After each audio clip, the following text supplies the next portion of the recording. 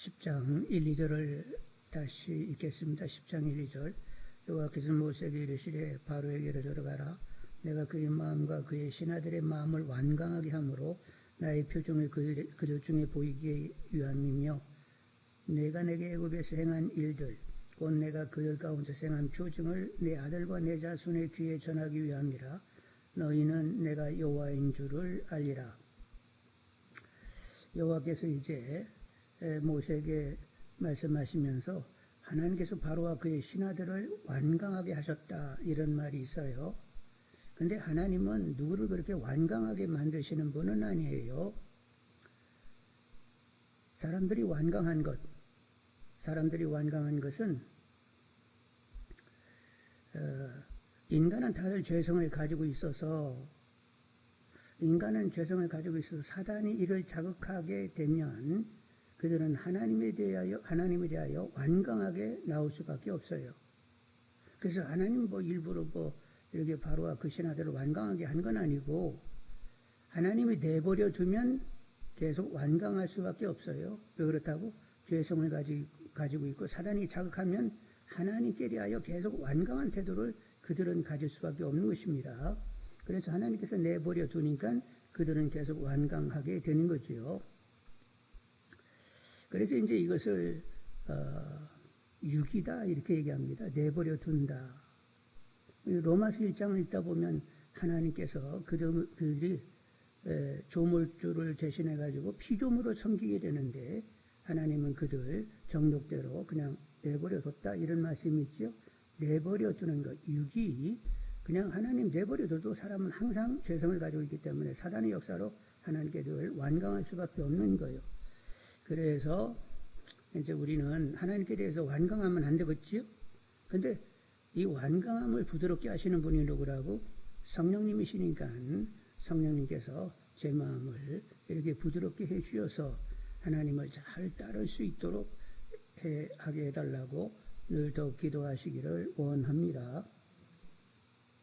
근데 이제 하나님이 완강하게 내버려 두는 데는 하나님의 계획이 있으세요. 하나님의 표징을 보이기 위한 것이라고 했습니다.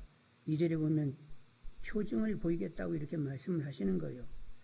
그래서 이제 그 표징은 어떠냐 하면 일단은 그 하나님을 알지 못하는 사람, 이제 여기는 이제 애굽 사람들인데 애굽 사람들에게 하나님은 실제 하시는 분이고 그분이 얼마나 위대한가를 이제 그 표정으로 이렇게 보이게 되는 거지요. 근데 이제 하나님께서는 이미 말씀하신 대로 애굽 백성만 상대하는 것이 아니라 그 주변의 여러 나라들의 백성들도 하나님은 정말로 살아계신 이스라엘의 하나님은 대단한 분이야 이렇게 인정하게 하기 위하여 완고한 상태에서 계속 표정을 보이신다는 거예요. 그러면서 또 한편 또 하나 하나님이 뜻한 바가 뭐냐면 이제 이스라엘 백성들도 경험을 했잖아요. 하나님이 10가지 재앙을 내린다. 그리고 홍해를 건넌다. 그리고 광야를 지날 때 하나님께서 그 백성들을 계속 인도하신 그런 일들, 이게 이제 하나님의 표징인데 이스라엘 백성들에게는 이제 본 것을 자녀 손들에게 계속 얘기해서 그들로 하여금 기억하게 하고 그래서 믿음이 강화되도록 하기 위하여 지금 이런 표정이 있게 된다는 거예요. 애굽 사람들에게도 하나님의 살아계심을 보이지만 앞으로 오고 오는 이스라엘 백성들에게도 하나님의 이 일을 계속 전하여서 믿음 갖게 하겠다는 거예요.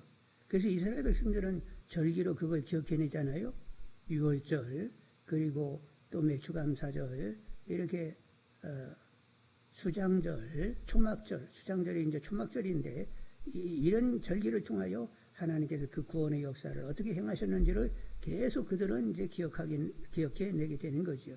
그래서 2절 다시 한번 읽어보겠습니다. 2절. 내가 내게 애굽에서 행한 일들 곧 내가 그들 가운데 행한 표징을 내 아들과 내 자손의 귀에 전하기 위함이라. 너희는 내가 여호와인 줄을 알리라. 지금 이제 10가지 재앙이 내린 것도 후손에게 전해가지고 애굽에서 이런 일이 있었디야. 잘 믿어. 이렇게 얘기되게 하기 위하여 표정이 있게 된다는 거예요.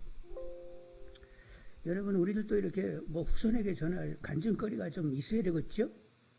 또 기도해서 응답 받으시면서 간증거리를 자녀 손들에게 전할 수 있는 분들이 되기를 원합니다. 그러면 이제 3절을 한번 읽어보겠습니다. 10장 3절. 모세와 아론이 바로에게 들어가서 그에게 이르되 히브리 사람이 하나님 여호와께서 말씀하시기를 내가 어느 때까지 네 앞에 겸비하지 아니하겠느냐. 내 백성을 보내라. 그들이 나를 섬길 것이라. 이제 하나님께서 모세를 통하여 바로에게 겸비하시지 하고 이렇게 말씀을 하게 됐는데, 여러분, 겸비한 것은 자기를 낮추는 거예요. 하나님과 관계에서 겸비하면 누구를 높이기 위하여? 하나님 높이기 위하여 자기 자신은 낮춰져야 되는 거예요. 근데 이제 우리가 낮춰지는 것, 하나님 앞에서 낮추어지는 것은 하나님 명령을 따른다는 것과 하나님을 전적으로 신뢰하여 그분께 완전히 맡겨져 산다는 데 있습니다. 바로 같은 경우는 하나님 말씀을 따르라는 거예요. 하나님 명령을 듣고 거기에 따라 하나님을 섬기라고 이제 바로에게는 이렇게 주는 것인데, 우리 믿는 사람들에게는 하나님 말씀을 따를 뿐만 아니라 전적으로 하나님을 의지하는 분들이 되기를 원합니다. 하나님께 겸손히 자기를 낮추면 누가 높이신다고? 하나님이 높이신다고 했어요. 스스로 교만해지면 하나님이 꺾어버리십니다. 그러니까 늘 하나님을 따르고 하나님께 맡겨지는 가운데에 하나님의 높이심 가운데 높아지는 분들, 존귀하고 선한 영향력을 갖는 분들이 다 되기를 원합니다. 이제 모세는 겸비하지 않으니까 하나님이 메뚜기 재앙이 오게 된다고 얘기를 했어요. 그래서 한번 4절로 7절로 한번 읽어보겠습니다. 4절로 7절. 내가 만일 내 백성 보내기를 거절하면 내일 내가 이 메뚜기를 내 경내에 들어가게 하리니 메뚜기가 지면을 덮어서 사람이 땅을 볼 수 없을 것이라. 메뚜기가 내게 남은 그것을 곧 우박을 면하고 남은 것을 먹으며 너희를 위하여 들에서 자라나는 모든 나무를 먹을 것이며 또 내 집과 내 모든 신하의 집들과 모든 애굽 사람의 집들에 가득하리니 이는 내 아버지와 내 조상이 이 땅에 있었던 그날부터 오늘까지 보지 못하였던 것이라 하셨다 하고 돌이켜 바로에게 나오니 바로의 신하들이 그에게 말하되 어느 때까지 이 사람 우리의 함정이 되리이까. 그 사람들을 보내어 그들의 하나님 여호와를 섬기게 하소서. 왕은 아직도 애굽이 망할 줄을 알지 못하시나이까 하고. 이제 메뚜기 재앙이 오게 되는데, 메뚜기가 이제 땅에 덮이면 땅이 보인다 안 보인다? 메뚜기만 보이는 거예요. 땅이 쫙 깔린 것이 메뚜기야. 밟으면 보여? 메뚜기가 밟히는 거예요. 그리고 막 하늘에도 그냥 메뚜기가 꽉 차게 나르니까 어두워지는 거예요. 그리고 막 메뚜기가 정신없이 그렇게 내리게 되는데, 그런데 이렇게 메뚜기가 이제 내리게 되면 문제가 뭐냐면 요 메뚜기들이 일단은 메뚜기들이 어디서 생기냐면 지금도 오늘날에도 메뚜기는 생긴다고 합니다. 그래서 리비아, 에티오피아 그리고 나일강 유역에서 늦가을에 이렇게 메뚜기들이 생기게 되는데, 그러면 이것들이 바람을 타고 어디까지 가느냐? 아라비아를 지나서 아라비아 사막을 지나가지고 중동으로 가서 거기서 다시 인도로 가서 인도에서 중국까지 간다는 거예요. 근데 여러분 그런 기사 보셨어요? 메뚜기가 지금 이제 중국에 접근하게 될 것이다. 그래서 중국에서는 대책을 어떻게 세웠냐? 오리를 늘 오리를 무수하게 키우는 거예요. 그럼 메뚜기 날라오면 어떻게 하라고? 오리식께서 다 그것들을 다 먹으라고 막 오리를 무수하게 키운다는 이런 기사를 본 바가 있습니다. 그래서 중국 사람들은 이 본래 오리고기를 좋아하니까 키우는가 했더니 메뚜기 또 이것 때문에 또 오리를 키워야 할 충분한 이유가 있었다는 것을 알 수가 있어요. 그래서 이제 메뚜기가 이제 날아들게 되는데, 근데 메뚜기들이 먹으면 뭐까지 먹느냐? 푸른 것들은 다 먹는다는 거예요. 채소는 아주 고급스러운 메뚜기에는 음식이 되는 것이고, 채소뿐만 아니라 곡물도 그냥 아주 그건 막 더할 나위 없이 좋은 것이고, 근데 나무 잎사귀를 다 먹습니다. 근데 어디까지 먹어요? 줄기의 껍데기까지 먹는 것이 메뚜기라는 거예요. 그래서 나무를 통째 어떻게 만들었나? 다 뜯어먹고 그냥 허옇게 줄기 가지가 하얗게 남게 그렇게 뜯어먹는다는 거예요. 그러면 짐승 동물들이 먹을 게 있어요, 없어요? 그렇게 허옇게 만들어 놓으면 짐승들이 먹을 게 없잖아요. 그래서 이제 죽음과 같은 재앙이다 이렇게 얘기할 수 있게 되는 거지요. 그래서 이제 거기 성경에 보다 보면 16절로 17절 한번 읽어보겠습니다. 16절로 17절. 바로가 모세와 아론을 급히 불러 이르되 내가 너희 하나님 여호와와 너희에게 죄를 지었으니 바라건대 이번만 나를 죄를 용서하고 너희 하나님 여호와께 구하여 뭐를 내게서 떠나가게 하라고?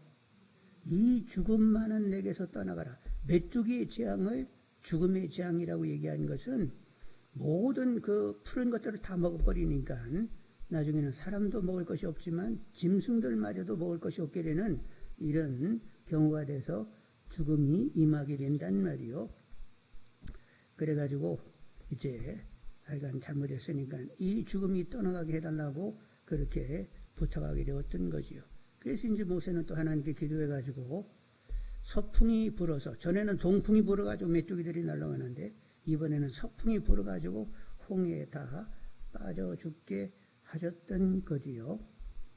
그런데 그렇게 됐더니 이제 그 후속 조치를 해가지고 약속한 대로 이스라엘 백성들을 이 바로가 내보냈어요.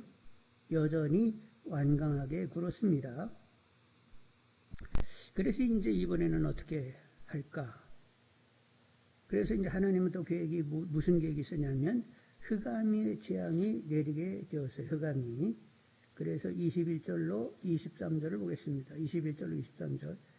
여호와께서 모세에게 이르시되 하늘을 향하여 내 손을 내밀어 애굽 땅에 흑암이 있게 하라. 곧 더듬을 만한 흑암이라. 모세가 하늘을 향하여 손을 내밀며 캄캄한 흑암이 3일 동안 애굽 온 땅에 있어서 그동안은 사람들이 서로 볼 수 없으며 자기 소수에 일어나는 자가 없으되 온 이스라엘 자손들이 거주하는 곳에는 빛이 있었더라.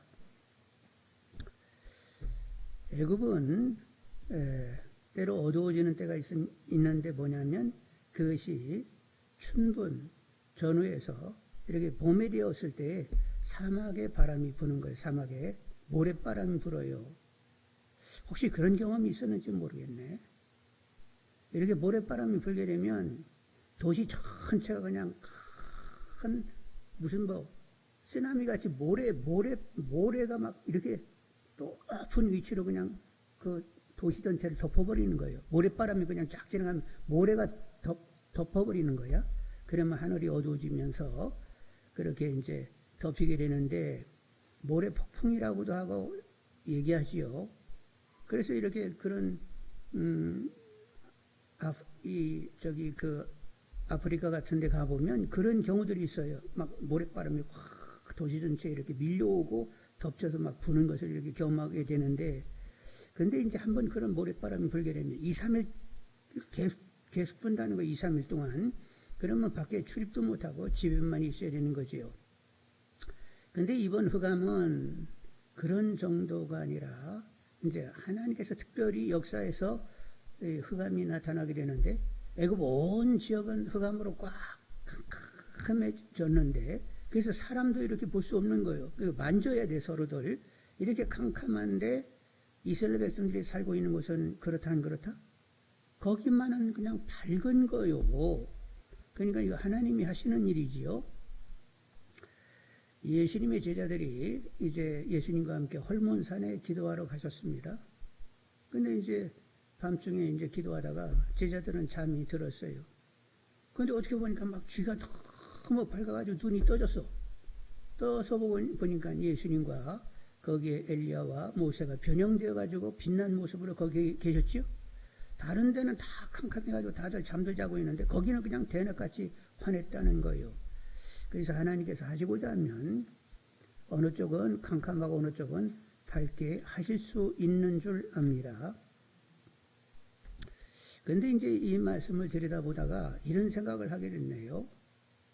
믿지 않은 사람과 믿는 사람은 캄캄함과 밝음 이렇게 구별이 되는 것이다. 에? 믿지 않은 사람은 생명의 빛이신 주님을 모시지 않아서 그들은 깜깜해요. 근데 믿는 사람들은 생명의 빛이신 주님을 모셨기 때문에 항상 밝아요. 근데 얼마나 이제 우리가 주님을 모셨으니까 밝아야 되냐면 대낮같이 아니 더 밝게 우리는 살아야 돼요. 왜냐하면 사도 바울이 다메섹에 갔을 때 예수 믿는 사람을 잡으러 갔는데 다메섹 가까이 갔을 때 예수님이 나타나셨어요. 몇 시에 나타나셨더라? 정오에 나타나셨습니다. 난 12시에 나타나셨어요. 예수님이. 그런데 해보다 더 밝게 임하셨어요. 그래서 사도 바울이 눈이 안 보이게 됐죠. 그 빛을 보고 나서는. 그러니까 예수님은 해보다 더 밝은 분이시거든. 그래서 그분을 우리가 모시고 살게 되면 우리는 해보다는 더 밝게 빛나야 된단 말이요. 그래서 이제 우리가 전에는 어둠이었더니 이제는 주 안에서 빛이 되었습니다. 그래서 성령의 역사로 나 죽고 주님으로 살아가지고 빛나게 살아야 돼요. 나 죽고 주님으로 살게 되면 주님의 마음, 주님의 꿈, 주님의 생각, 주님의 성품, 주님의 언어, 주님의 행실, 주님의 태도를 가지고 주님의 존귀를 드러내면서 해보다 더 밝게 살아야 되는 거지요. 아멘 하셨네. 해보다 더 밝게 살자고 하는데도 막 아멘 그냥 덥석 하셨네. 근데 얼마나 다행인지 몰라. 에이, 누가 그렇게 해보다 더 밝게 산대요. 그럴 수가 있을까요? 이렇게 또 반문할 수도 있어요. 그런데 그냥 우리는 성경적으로 그냥 이해를 하시면 돼요. 우리들의 믿음의 분량이 어디까지 가야 된다고? 예수 그리스도의 분량까지 가야 돼요. 누가 그걸 정했어요? 목사님과 장로님과 저기 탐해가지고 그렇게 정했어요? 아니요. 창세전에 하나님이 그렇게 정하셨어요. 믿음의 분량이 예수 그리스도의 분량까지 가도록 거룩하고 흠이 없는 자녀, 말하들 예수를 본받는 자녀가 되게 하시겠다고 하나님이 정하셨어요. 그러니까 우리는 해보다 더 밝아야 돼. 하나님이 정하셨으니까. 그런데 우리가 할 수 있는 일은 뭐요? 우리가 노력해서 되는 건 아니고 하나님의 뜻을 가지고 기도하면 예수님이 그대로 다 시행한다고 말씀하셨어요. 그러니까 약속을 믿고 기도하시는 분들이 되기를 원합니다. 하여간 하나님 그렇게 정하셨으니까 좋다고 하여간 하나님의 뜻을 가지고 저 기도할 모양이니까 하나님이 알아서 하나님 수준에서 역사하시라고 그러면서 하나님께서 변화 주실 줄 알고 계속 연락에 기도하시는 분들이 다 되기를 원합니다. 아셨죠? 어떻게 해보다 더 밝게 살아? 쓸데없는 소리 그만하고 그냥 우리는 성경 그대로로 해석하면서 하나님 그렇게 정하셨으면 그렇게 가야지. 그러면서 그냥 열심히 기도해가지고 얼마만큼 갈는지는 모르지만 하여간 열심히 기도하면서 하여간 더 밝게 살기를 여러분 소망하시는 분들이 다 되기를 원합니다. 이제 그런데 이제 이렇게 흑암이 왔는데도 또 이제 또 설왕설래 매번 이제 바로가 묻는 건데 전번에는 장정만 나가시지 그러면 남녀노소 다 나가는데 짐승은 놓고 가시지 또 이렇게 토를 계속 따라가지고 어떻게든지 이 이스라엘 백성들을 내보내는 것을 바로는 원치 않았어요. 그래서 이제 흑암 다음에 또 무슨 재앙이 오게 돼요? 이제 11장으로 가게 되면 처음 난 것이 다 죽는 이런 재앙이 이제 임하게 되는데 하나님이 준비한 모든 재앙 가운데 마지막 재앙이 되는 거지요. 1절로 3절을 읽겠습니다. 1절로 3절 11장 여호와께서 모세에게 이르시기를 내가 이제 한 가지 재앙을 바로와 애굽에 내린 후에야 그가 너희를 여기서 내보내리라. 그가 너희를 내보낼 때에는 여기서 반드시 다 쫓아내리니 말하여 사람들에게 각기 이웃들에게 은금 폐물을 구하게 하라 하시더니 여호와께서 그 백성으로 애굽 사람이 은혜를 받게 하셨고 또 그 사람 모세는 애굽 땅에 있는 바로와 신하와 백성의 눈에 아주 위대하게 보였더라. 그런데 이제 마지막 재앙 내리게 되면 이제 나가주십시오 하고 이렇게 청을 한다는 거예요. 그때 은금 폐물을 구하라고 이렇게 하나님 말씀하십니다. 그러면 그들이 줄 것이라고 이렇게 얘기하는데 왜 하나님께서는 은금 폐물을 이렇게 달라고 하라고 하셨을까요? 일단은 이제 종살이를 430년 동안 했으니까 그 노동의 대가를 받아야 될 것 아니에요? 그래서 은금 폐물을 청하라고 이렇게 말씀을 하셨어요. 하나님은 노동의 대가를 정확하게 계산하시는 분이십니다. 우리가 성실하게 이렇게 노동을 하게 되면 그 보상은 누구한테 온다? 하나님께로부터 오는 줄 압니다. 사도 바울이 그런 말씀을 하셨는데 너희들의 종들에게 얘기하기를 너희들의 주인이 그 사람이 후하든 아니면 까다롭든지 간에 눈가림으로 하지 말고 성실함으로 해라. 그러면 보상은 누구에게 온다고? 주님으로부터 온다. 이렇게 말씀을 하셨어요. 그러니까 우리는 어디를 가서 무슨 일을 하는지 간에 근실하게 일을 감당해야 합니다. 누가 다 채워주신다고? 하나님이 기업이 되셔서 허락해 주실 줄 알고 그렇게 행해야 돼요. 왜냐하면 근실하지 않으면 하나님의 이름이 먹칠이 되기 때문에 우리는 보든 안 보든 성실해야 합니다. 자, 그리고 은금 폐물을 구하게 하신 것은 모세도 이스라엘 백성들도 당장은 이해하기 어려웠던 한 부분이 있는데 그게 뭐냐면 이제 광야에 나가면 성막을 짓지요? 계속 움직이는 마당이니까 성전은 지을 수 없어요. 고정된 건축을 가질 수 없고 천막으로 이제 성막을 지으면서 옮겨 다녀야 되는데 그 성막 안에 있는 법궤라든가 아니면 거기에 촛대라든가 향단이라든가 이렇게 떡상이라든가 그 여타의 그릇이라든가 그리고 여러 가지 기구들 만들 때에 은금이 필요해요? 안 해요? 이미 하나님 그것까지 내다보시는 거예요. 그래서 이제 성막이 만들어지게 되면 그 안에 있는 기구들을 이렇게 만들어야 되는데 금으로 이렇게 만들어야 되는 것들이 제법 있거든요. 그래서 지금 은금을 구하라고 한 것은 성막을 만들 것을 하나님은 내다보시고 그렇게 청하라고 했던 거지요. 여러분 하여간 하나님께서는 다 이 쓸모로 생각하시면서 이런 말씀을 하시는 줄 압니다. 여러분 가운데 누군가에게는 하나님이 너는 돈 좀 벌어야 되겠다 이렇게 마음을 주시면 하여간 돈 벌어지는 줄 알고 돈이 벌어지면 하나님 뜻과 나라를 위하여 쓰게 하려고 하신 줄 알고 곱게 쓰는 분들이 되기를 원합니다. 그리고 이제 거기 보면 3절에 모세는 이제 바로의 신하들과 백성들에게 위대하게 보인다고 하는 이런 말씀이 있어요. 모세는 이제 위대하게 사람들에게 이렇게 보이게 된다고 하는데 7장 1절에 보면 너는 바로에게 신같이 여김을 받으리라 이런 말씀까지 하셨어요. 그래서 이제 이렇게 모세가 신같이 대우를 받게 되는 것은 하나님의 그 행사를 나타나 보였기 때문에 그렇게 된 것입니다. 우리도 성령이 충만하여 내주 역사하시는 하나님의 그 살아계심, 그분의 역사를 우리도 보이게 되면 우리를 신같이 이렇게 위대하게 볼 수 있게 되지요.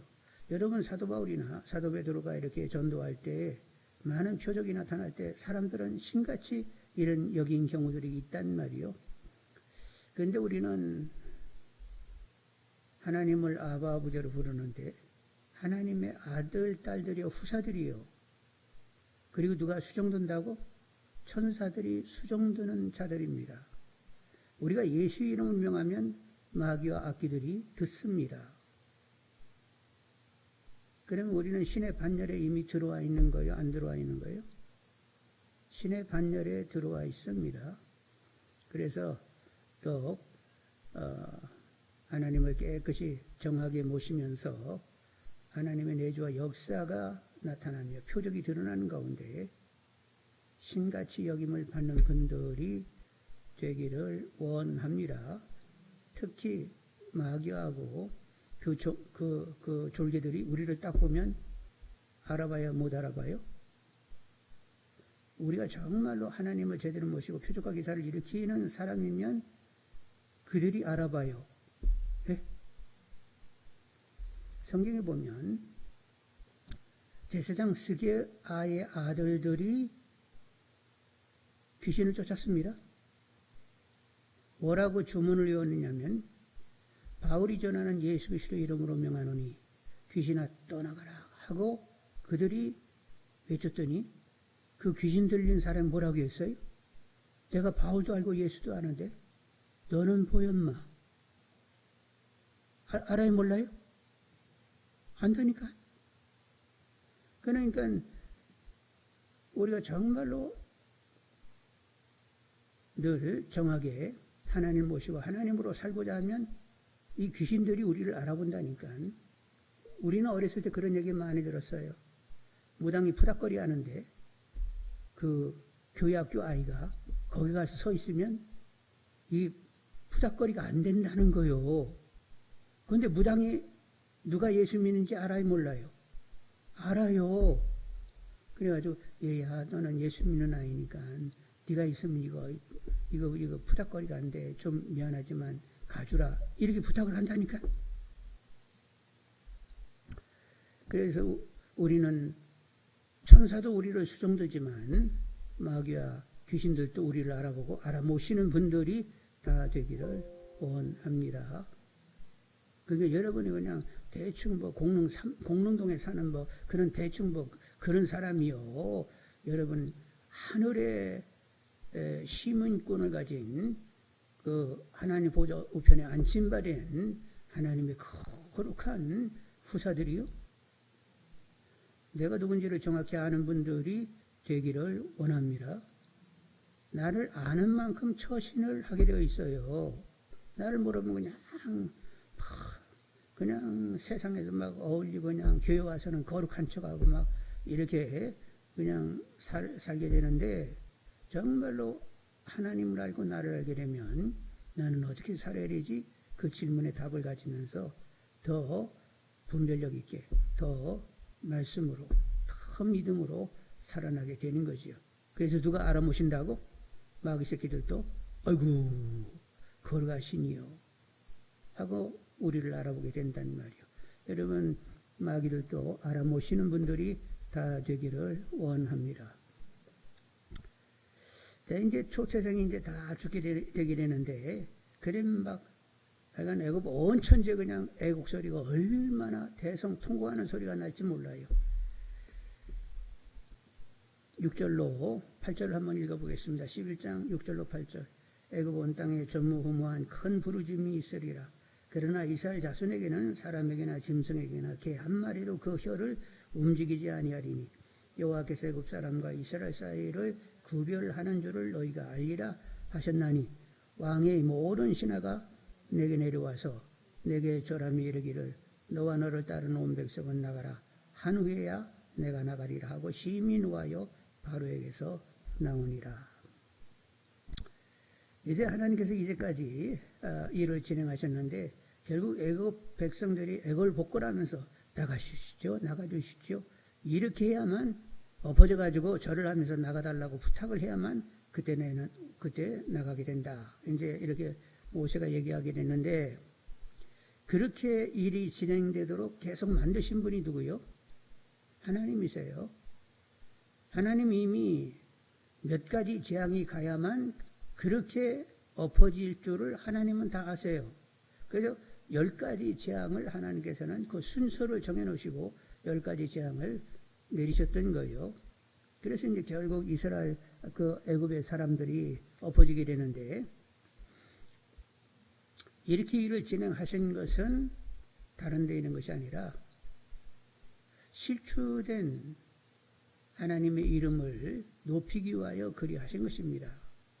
그러니까 바로가 그렇게 완강하게 굴복하지 않으려고 했던 것은 다름이 아니라 아니 내 밑에서 이렇게 노예 생활했던 노예 생활하는 사람, 노예 생활하는 자들의 신이면 그거 별 울리고 하찮게 여겼는데 그 내 밑에 노예 생활하는 종살이하는 백성의 하나님이 살아있고 진정 그분이 참이고 그분이 애굽의 어떤 신보다도 더 위대하다고 인정하기가 바로에게는 너무너무 어려웠던 거예요. 그래가지고 그렇게 완강하게 버텼는데 결국에는 어떻게 됐다고? 그도 굴복치 아니할 수 없었습니다. 그런데 굴복했다고 쳤는데 또 어떻게 했어요? 애굽을 떠나간 그 백성들 또 다시 한번 쫓아가가지고 어떻게 됐다고? 이제 홍해를 건너잖아요. 그리고 이스라엘 백성들은 다 건너고 애굽 군대들은 쫓아 들어갔다가 물이 합쳐지면서 완전히 수장되면서 아니 이스라엘 하나님은 진짜 대단하구만 이렇게 인정이 가도록 그렇게 일을 다 진행하셨는데 결국 하나님께서는 당신의 이름을 위하여 일하시는 분입니다. 여러분 바벨론 포로에 끌려갔던 백성들을 다시 돌아오게 하는데 하나님이 뭐라고 말씀하셨어요? 이스라엘 백성들이 의로워서 내가 그런 일을 하는 거 아니야. 내 실추된 이름을 다시 회복하기 위하여 바벨론 포로로 끌려간 백성들을 내가 다시 회복시키는 거야. 그래서 다시 이스라엘을 새롭게 영화롭게 하는데 그것은 나의 이름을 위하여 나는 그 일을 한다. 이렇게 하나님 말씀하셨죠.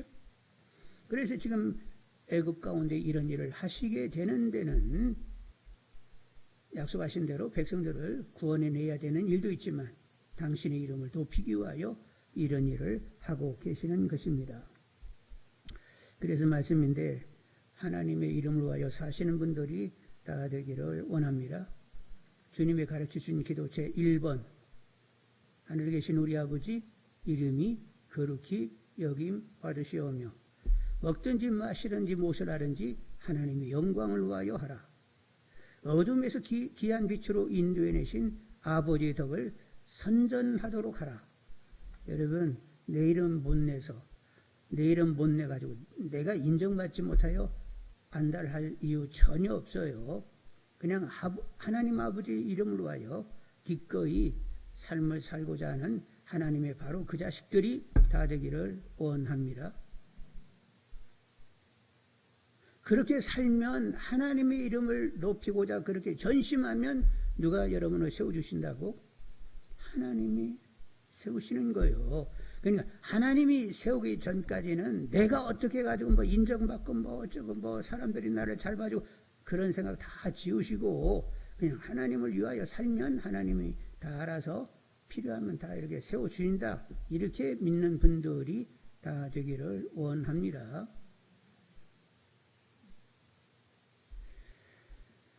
그러니까 뭐 누가 나를 뭐 어떻게 좋아하고 싫어하고 뭐 미워하고 뭐 어쩌고 그런 거 열심히 따질 거 없고 일단은 나는 그냥 하나님의 이름을 위하여 사는 것이다 하고 무던히 사세요.